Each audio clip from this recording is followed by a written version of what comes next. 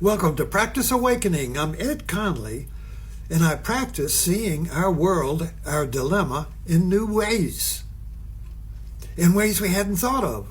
I practice the unthinkable. So let's get started. I just got 100 views over a talk on the humiliation of Voss or Ross or whatever, who killed Renee Good. What is this dilemma we're caught in today of ICE? Why is ICE a dilemma out of which we cannot get? What is a dilemma? A dilemma is a situation where nothing you do is any good. It can be in your kitchen. Your whole life can be this dilemma. Or it can be your job or your marriage or your pet or your car. Nothing I can do. I can't fix this. Nothing I do will get it. Whenever you're caught in a dilemma where nothing works, that is the time for ICE. Now, this is a metaphor. You see, ICE is such a great metaphor. Oh, if you get a burn, you put ice on it. But then ice can burn you. If you get too hot, you get some ice. But then ice can freeze you. Ice. Is it good? Is it bad? That is the dilemma. Is ICE good for us? The government, Trump government? Yes, ICE has come to save you. The people on the street, the families, the American people, ICE has come to kill us. What the fuck? That's a dilemma. How do we get out of it? Okay, well, I turn to movies. Let's look at Mad Men.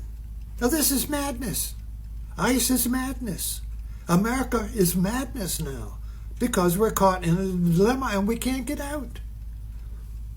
If you fight ICE, you're going to be declared a traitor, put in jail, or shot. You're going to be accused of treason. So you have to sit back and allow ICE to ravage you like thugs, like the brown shirts of Hitler. You have to let them run through our neighborhoods, picking up our people, and we know the people, picking up the people that make the country work, the immigrants. It's madness. How do we get out? Let's turn to Mad Men and Jake Sully. So Jake Sully was caught in a dilemma. If you remember Mad Men, and I recommend you read it again, see it again.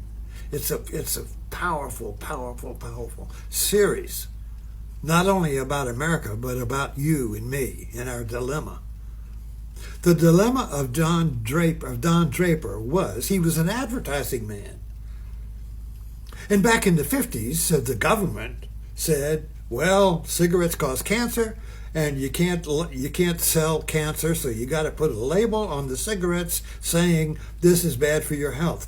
And the tobacco companies were in a dilemma.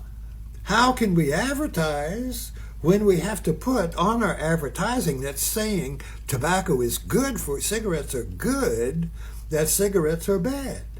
We can't do it. How can we get around it? Every good thing we say about Lucky Strikes, that was the company, is countered by the label. It's bad. What can we do? Everybody gave up. And they were getting ready to leave the conference room. We can't bypass this dilemma. We're stuck in an ice pack. We're stuck in the ice. We can't get the water free. We're frozen. Oh. And Don Draper came up with an inspiration. And he said, it's toasted. Lucky Strikes, it's toasted. And the tobacco companies said, what? Well, that doesn't make any sense because all tobacco is toasted. That's the way you make cigarettes. You toast the tobacco. But then they got to think about it. And the illumination went off. Yes, Lucky Strikes, it's toasted. And that broke the dam. That melted the ice. Now, how did that melt the ice? So let's look at that. First of all, it worked because the buyers, the people who smoke cigarettes, The consumers of tobacco were caught in a double bind. They wanted to smoke cigarettes, but they wanted to smoke with the assurance that it was okay. And the cigarette pack said, well, this causes cancer. So this was a dilemma, not for the cigarette companies, but for the consumer, the smokers, you see. The smokers had the dilemma. You're not going to buy something that has a big label on it that says this is going to cause cancer and you're going to be in a hospital in a lung, dying of lung cancer. I think in England, in Europe, they even show pictures of people with lung cancer on the cigarettes, Why tell it? Show it, you see. But the point is that this inspiration freed the consumer to be able to buy cigarettes without fear. What's wrong with toast? It's toasted.